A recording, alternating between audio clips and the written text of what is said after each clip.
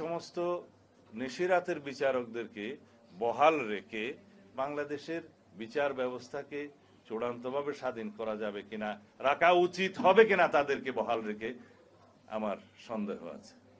বিচারিক প্রক্রিয়ার মধ্য দিয়ে নির্ধারণ হোক বাংলাদেশে আওয়ামী লীগ রাজনীতি করতে পারবে কিনা, নির্বাচন করতে পারবে কিনা। সংবিধানের বিধান সংযুক্ত আছে, সেই অনুপাতে আপনারা আইন প্রণয়ন করুন। কেউ কেউ বলতে শোনা যাচ্ছে মানবতা বিরোধী অপরাধ আদালতে, আন্তর্জাতিক অপরাধ আদালতে যাদের বিচার হচ্ছে সেই বিচারে হয়তোবা অবজারভেশন আসবে আওয়ামী লীগের রাজনীতি সম্পর্কে। সেটা অত্যন্ত দুর্বল অবজারভেশন। এখন যদি আপনারা সোচ্চার হন বিচারের জন্য, বাংলাদেশের মানুষ চায় বাংলাদেশ থেকে আওয়ামী লীগের ফ্যাসিবাদী রাজনীতির একদম নির্মূল হয়ে যাক, সেই ব্যবস্থা আপনারা নিতে পারেন। বিচার বিভাগ সংস্কারের মধ্যে সেই রিপোর্ট আসবে কিনা আমি জানি না, তবে এই সমস্ত নিশিরাতের বিচারকদেরকে বহাল রেখে বাংলাদেশের বিচার ব্যবস্থাকে চূড়ান্তভাবে স্বাধীন করা যাবে কিনা, রাখা উচিত হবে কিনা তাদেরকে বহাল রেখে আমার সন্দেহ আছে।